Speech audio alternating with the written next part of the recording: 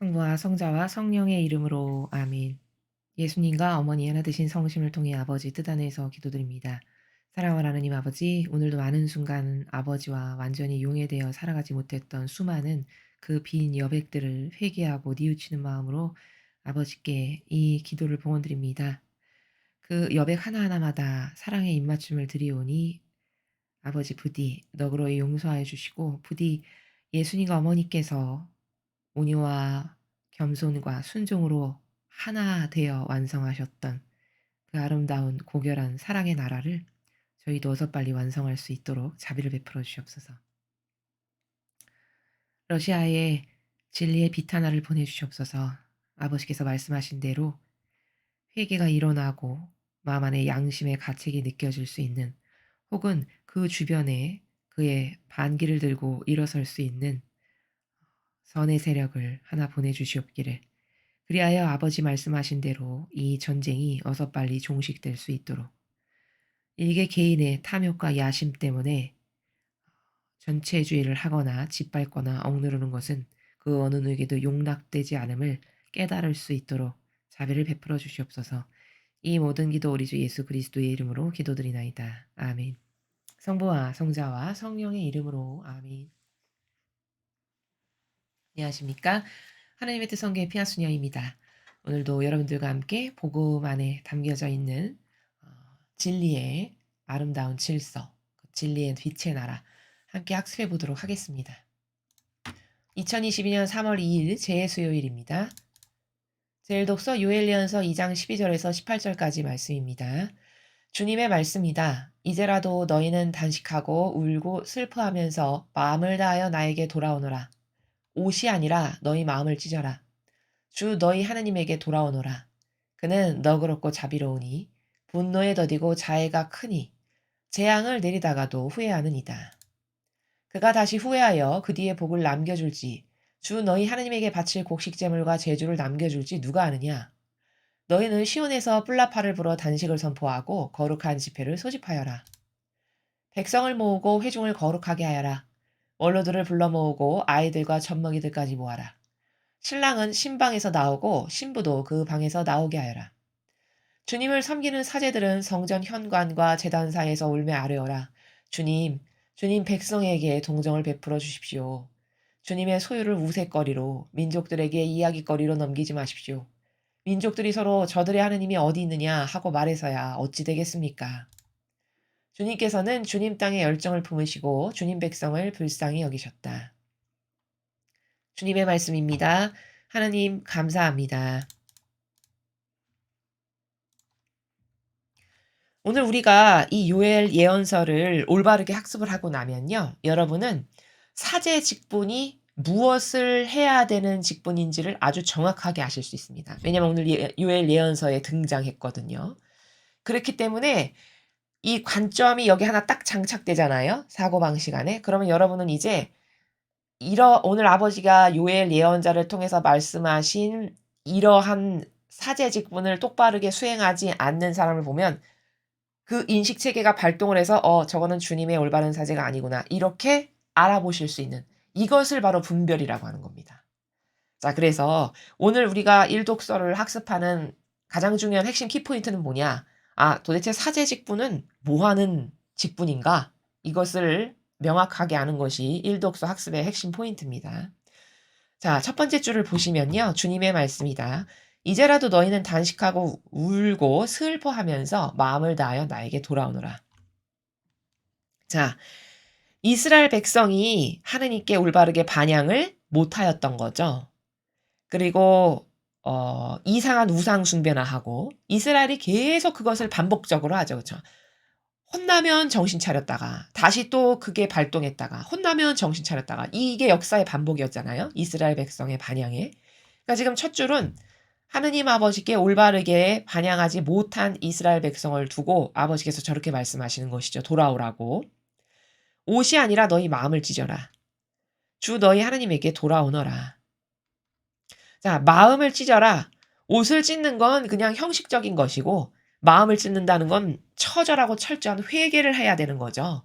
그래서 마음을 찢어서 새 마음이 되게끔, 하느님을 똑바로 공경하고 온 마음과 정신을 다해서 사랑할 줄 알고 아버지의 권리를 존중해 드려야 되고 기타 등등 이러한 것을 장착하는 게 새 마음이 되는 거죠. 그는 너그럽고 자비로우니 분노에 더디고 자애가 크니 재앙을 내리다가도 후회하느니다. 자, 똑바로 회개만 한다면 아버지께서는 금방 후회하시면서 아이, 내가 저 가련한 아이들에게 괜히 이렇게 했구나. 불쌍한 아이들에게 이렇게 금방 후회를 하시는 그런 너그러운 사랑의 하느님에 대해서 이야기하고 있죠. 그가 다시 후회하여 그 뒤에 복을 남겨줄지 주 너희 하느님에게 바칠 곡식제물과 제주를 남겨줄지 누가 아느냐. 자, 지금 이 요엘 예언자가 활동했던 요 시대에는 여러분 이 요엘 예언서를 다 읽어보시면 아실 텐데 메뚜기 때 공격이 엄청 심해가지고 하느님께 바칠 곡식 제주 제물 하나도 남아있지 않는 이런 엄청 척박한 환경이 되어 있었던 시대입니다. 그래서 지금 14절에 곡식제물과 제주를 남겨줄지 누가 하냐 이렇게 말하는 이유는 왜냐하면 다 메뚜기 때 공격을 받아서 다 갉아먹어가지고 하느님께 제사 드릴 마땅한 제물 제주조차도 남아있지가 않는 이런 상태였거든요. 이 시대적 배경이. 그래서 지금 14절에 너가 똑바로 후회하고 하느님께 마땅히 드려야 될 공경을 드리고 사랑을 하고 올바르게 반향을 하고 이렇게 하면 아버지께서 불쌍하고 가엾게 여기셔가지고 다시 너희들에게 풍성한 그런 어떤 과일 열매나 이런 곡식 열매를 맺을 수 있도록 자비를 베풀어 주실지 누가 아냐 이렇게 이야기하는 겁니다. 그래서 지금 하느님께 바칠 제물을 너가 똑바로 회개하고 다시 돌아오면 허락해 주실지 누가 알겠느냐 이런 나라에서 14절을 지금 이야기하고 있는 거고요. 너희는 시온에서 뿔라파를 불어 단식을 선포하고 거룩한 집회를 소집하여라.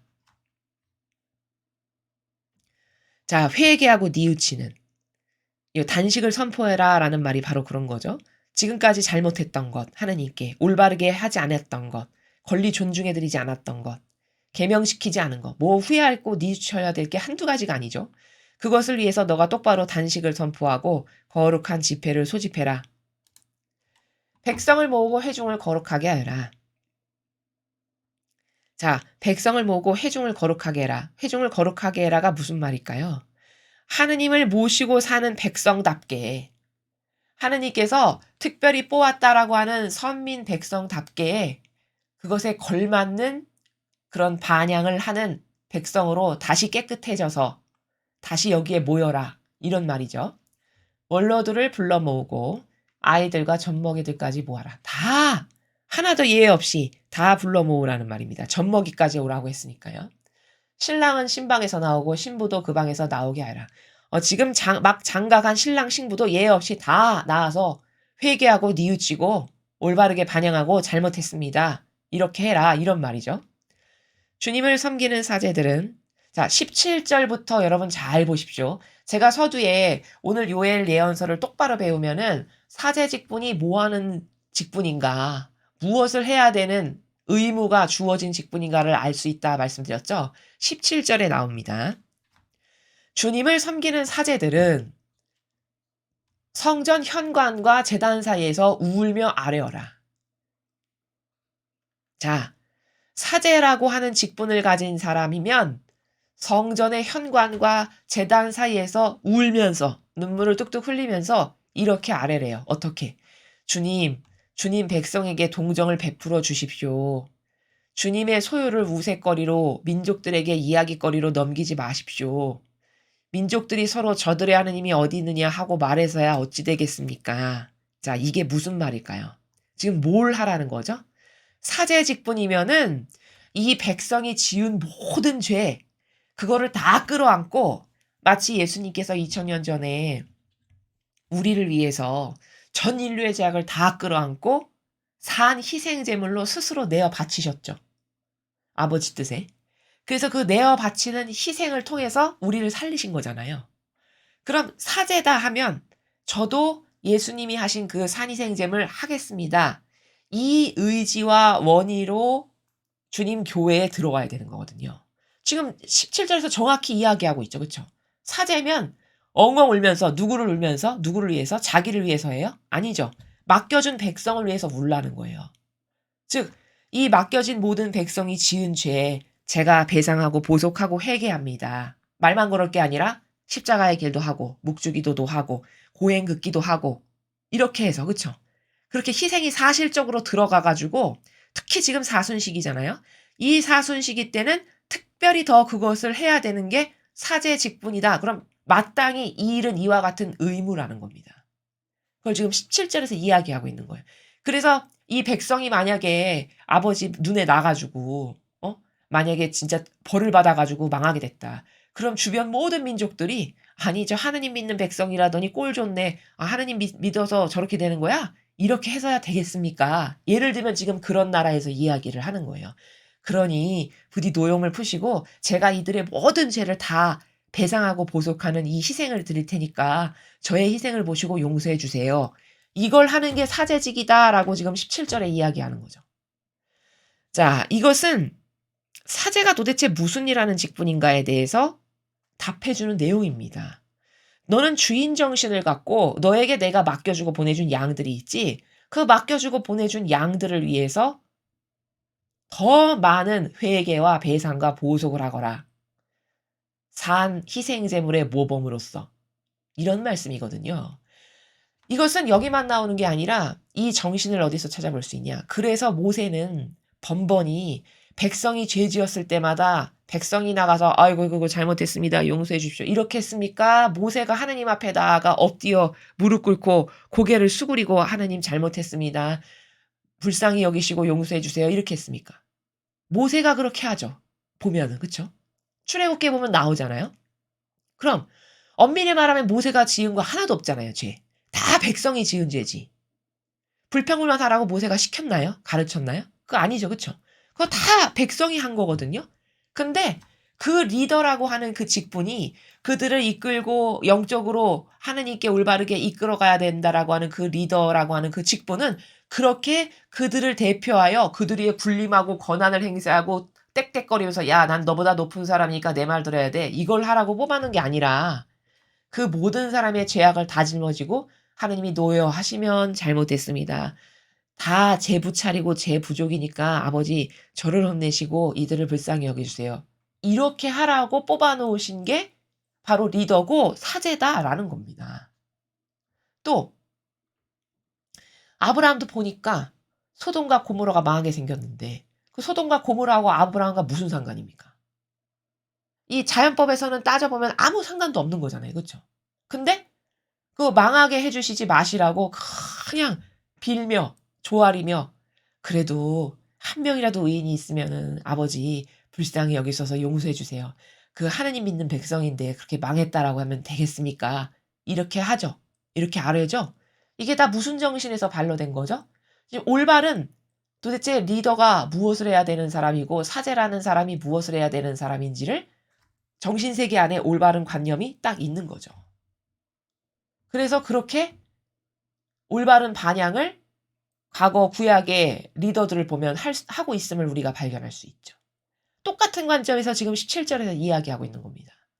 그렇다면은 여러분 거짓 교회에서 여러분을 위해서 특별히 사순시기 때면 더 많이 뭐 십자가의 길을 하거나 여러분을 위해서 묵주기를 하거나 여러분을 위해서 극기와 고행을 하면서 수십 킬로를 걸으면서 막 기도를 하거나 밤샘 기도를 하거나 이런 거 보셨습니까? 사제 직분이? 여러분 보셨어요? 오히려 "저를 위해서 기도해 주십시오." 이런 말은 들어보셨을 거예요.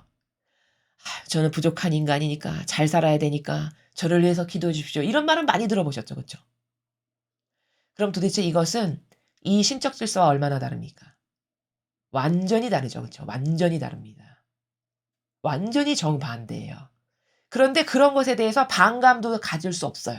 성도들의 사고방식이나 생각이나 마음이.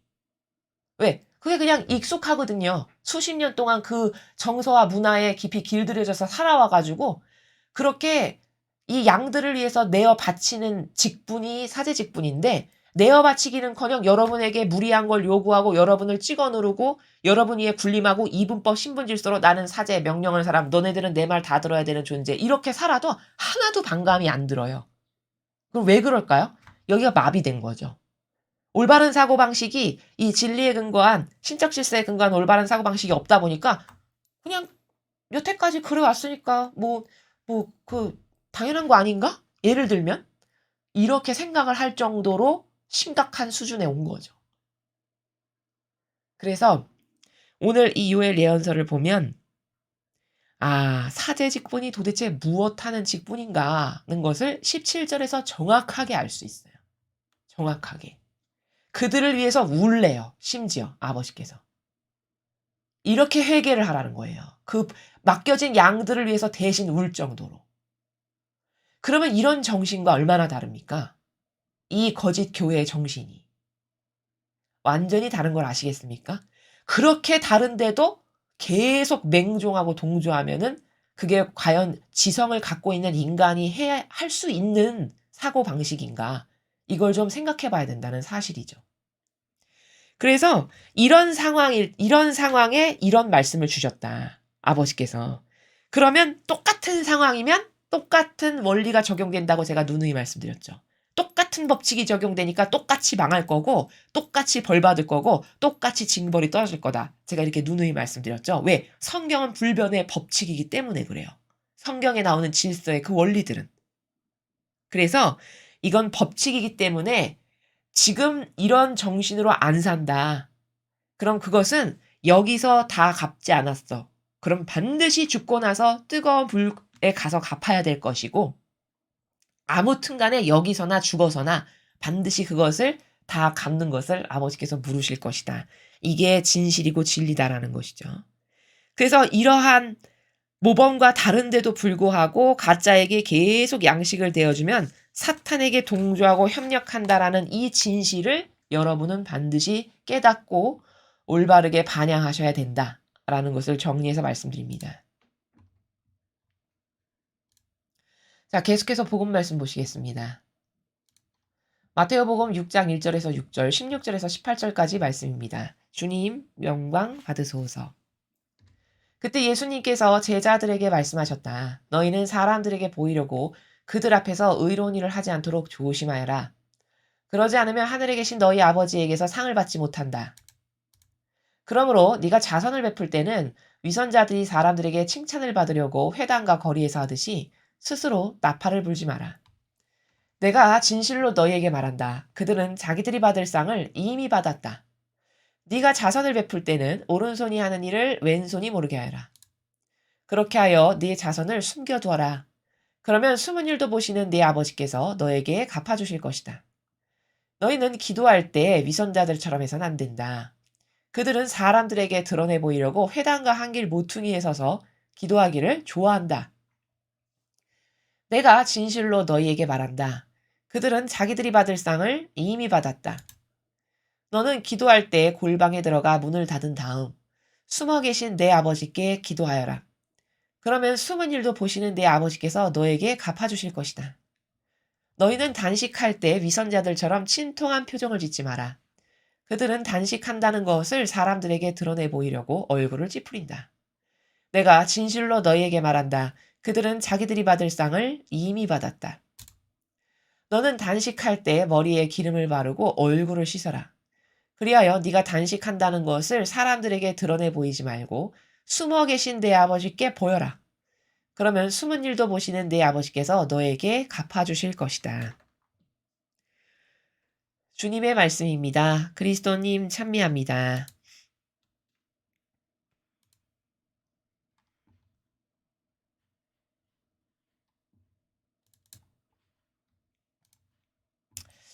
오늘 이 마테오 복음은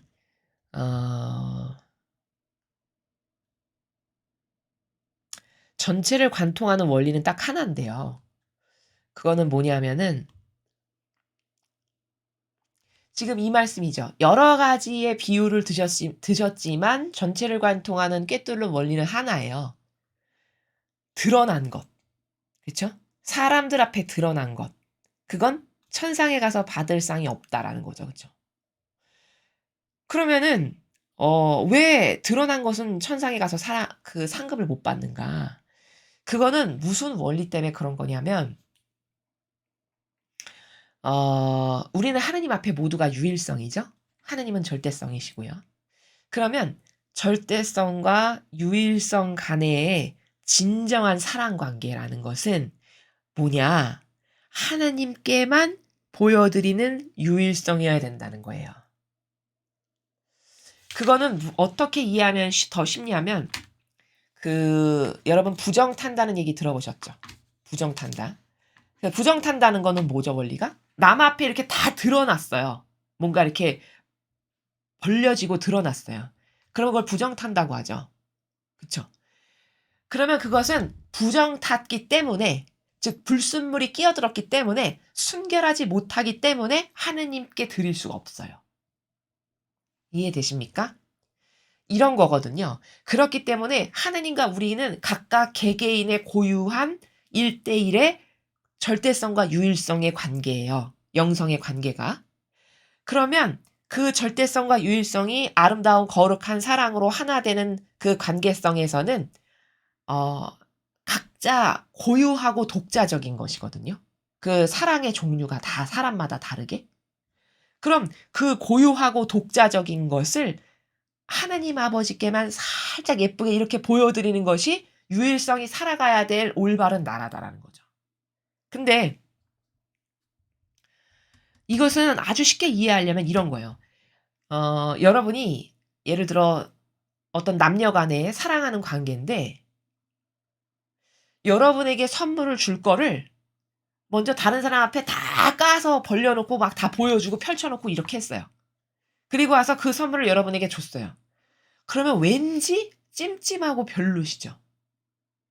근데 아주 소중한 둘만의 어떤 고유한 사랑 관계잖아요. 이 사랑의 관계라는 거는.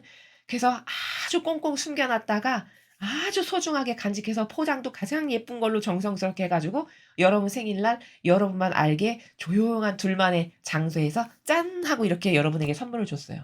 그럼 그게 가장 값이고 가장 기쁘죠. 그쵸? 이런 거랑 비슷한 거라는 거예요. 하느님과의 우리의 관계가. 그렇기 때문에 하느님과의 진정한 사랑의 관계라는 것은 제가 지금 여러분에게 비유를 드린 약간 이해를 돕기 위해서 세상적인 것도 그렇게 되면은 별로 그렇게 썩 좋지 않은 기분을 갖게 되는 것은 바로 이런 연유에 근거해서 그러한 것이거든요. 그래서 소중한 관계일수록 너하고 나만의 아주 그 독자적이고 고유한 그런 어떤 사랑의 나라라는 것이 존재하잖아요. 남녀 간의 연인 관계도 그런 것이고요. 근데 그것이 막 남 앞에 가서 우리 둘만의 공유하는 어떤 비밀이고 소중한 것인데 남 앞에 가서 그게 확 열려졌어.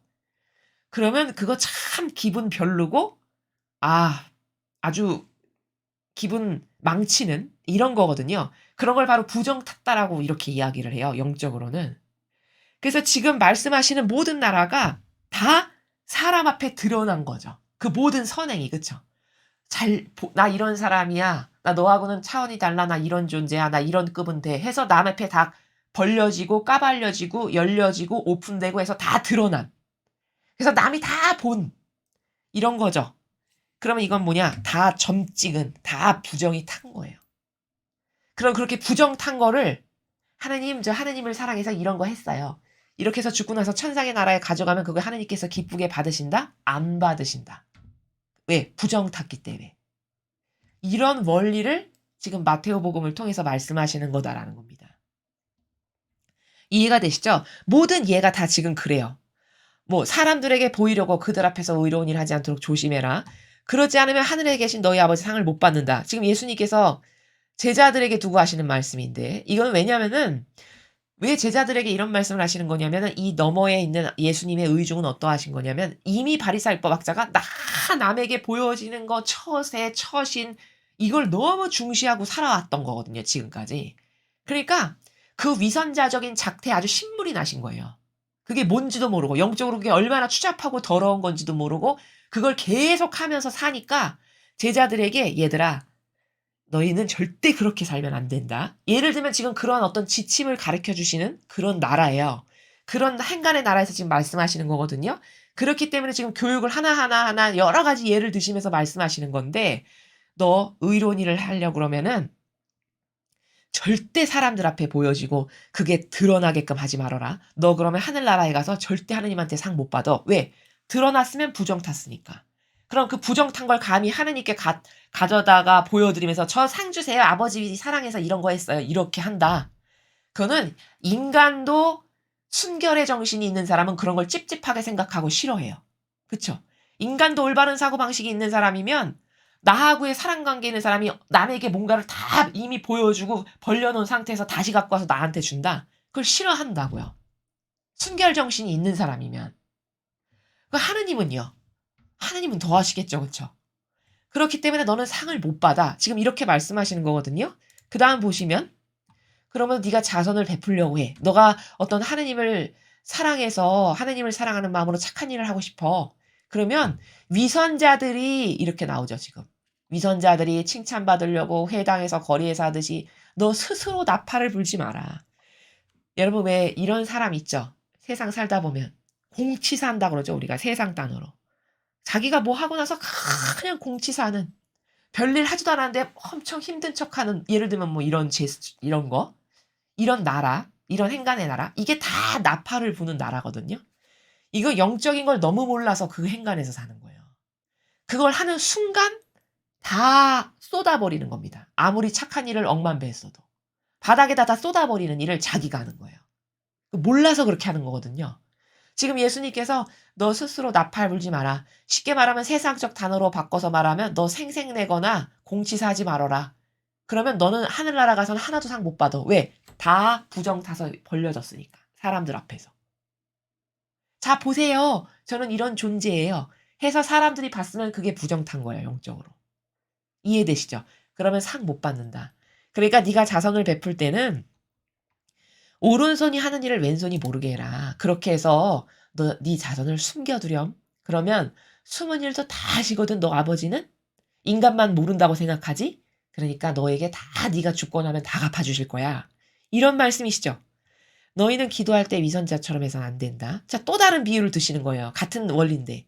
그들은 사람들에게 드러내 보이려고 회당과 한 길 모퉁이에 서서 기도하길 좋아한다. 이게 5절의 내용을 보면요. 왜 사람 의식하는 사람 있죠. 남이 나 어떻게 생각할까? 남이 이렇게 생각하진 않을까? 저 사람이 나를 어떻게 볼까? 남에게 이런 존재를 보여야 되는데 이런 거. 그 사람을 의식하는 거. 이거 마귀예요. 근데 특히 하느님의 일꾼이 그렇다. 그런 건 더 마귀입니다. 하느님의 일꾼으로 살아가는데 사람을 의식한다. 여러분 그 거짓 교회에서 사람 의식해서 하는 제스처의 행간의 나라 아시나요? 신자들 앞에 있으면 더 하면서 어떤 이런 자세를 잡고 이런 어떤 뭔가 액션을 딱 거룩한 척의 표양을 취하는 이런 나라. 이게 뭐냐? 이게 사람을 의식해서 하는 행위거든요. 이게 마귀예요. 지금 예수님께서 말씀하시죠. 마귀라고 5절에서. 위선자는 다 사람에게 이렇게 사람 의식해서 드러내 보이려고 하는 행위들이거든요. 지금 5절에서 말하는 게. 왜 하필이면 모퉁이에 서서 기도할까요, 여러분? 하고 많은 장소 중에. 골방도 있고 성당도 있고 많을 텐데 왜 모퉁이에 서서 기도를 할까요? 드러내 보이려고. 여러분 꺾어지는 담벼락인데 모퉁이에 서서 기도하면 이쪽 사람도 나 보고 이쪽 사람도 나 보죠. 천하만방이 다 봐라 이거예요. 나 이렇게 고결하고 고결한 정신세계에서 기도 많이 하는 사람이야. 이렇게. 이게 얼마나 저급한 사고방식입니까? 그쵸? 지금 그 얘기를 하시는 거거든요. 사람을 의식해서 살아가는 사람. 이거 완전 마귀다. 이거는 내가 진실로 너에게 말한다. 그들은 자기들이 받을 상을 이미 받았다. 왜? 다 드러났으니까. 게다가 위선자니까 더 역겨워요. 그거는. 그쵸? 나 이런 걸로 봐주세요. 처신, 진정성은 없어요. 그 기도가 하나님께 진정성으로 하는 걸까요? 보여주기식 위한 기도일까요? 보여주기식 위한 기도죠. 진정성의 기도라면 골방에서 그냥 절절하고 애끓게 애달게 혼자 기도하겠죠. 그렇죠? 그러나 이것은 가식적이고 드러내기 위한 거고 사람 의식해서 나를 이런 존재로 봐주세요 하는 이런 처신의 나라예요. 그러니 이건 더 역겹겠죠. 하느님 보시기엔. 근데 만약에 하느님 일꾼이 이렇다. 정신의 수준이. 그럼 이거는 더 심각한 마귀라는 거예요. 그거는 자기가 받을 상을 이미 다 받았다. 지금 또 말씀하셨고요. 너는 기도할 때 골방에 들어가 문을 닫은 다음에 숨어 계신 아버지께 기도해라. 그럼 숨은 일도 보시는 네 아버지께서 너에게 다 갚아주실 거다. 너무나 당연한 거 아니겠습니까? 그렇죠? 아니 머리카락의 수를 아시고 마음의 그림자를 아시는데 기도한 걸 모르실까요 설마? 그렇죠.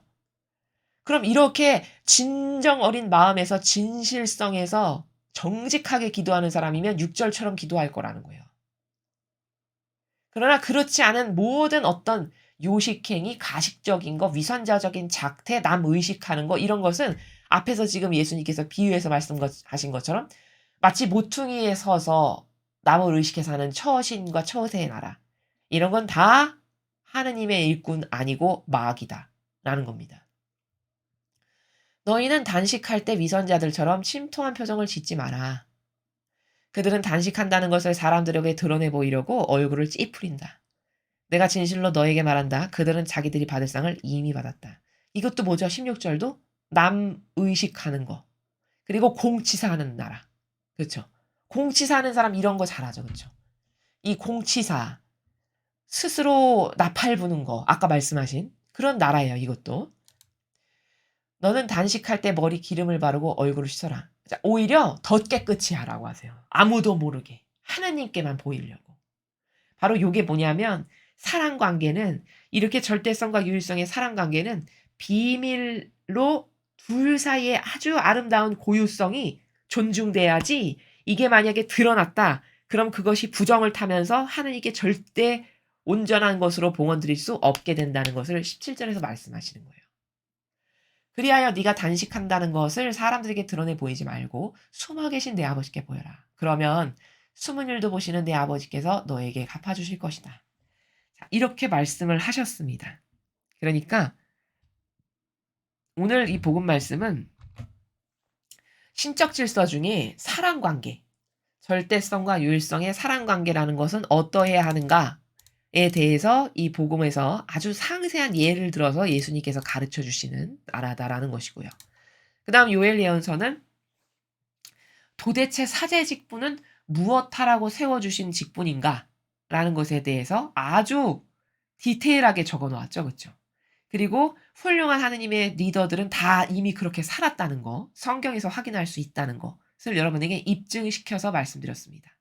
자, 그렇다면은 우리에게 오늘 또 다른 분별의 기준이 생겼네요. 누가 진정한 주님의 일꾼인 사제인가를 보는 그런 기준과 그 다음에 복음에서는 하느님과 나와의 유일한 사랑 관계인 그 고유성의 나라에서 드러나고 사람에게 떠벌려지는 이런 것은 상급받기에 부적합하다. 왜? 이미 인간적인 이 더러운 세상으로부터 부정을 탔기 때문에.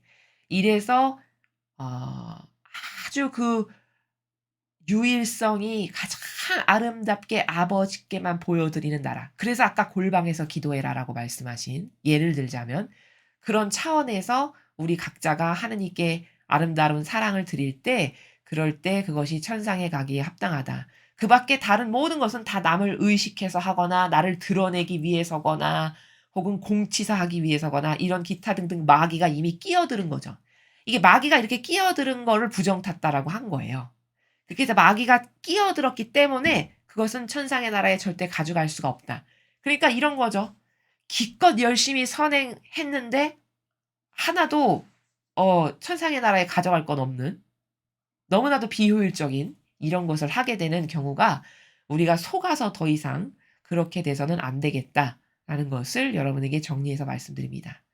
이상으로 2021년 3월 2일 재수요일 복음회설을 마치겠습니다. 감사합니다.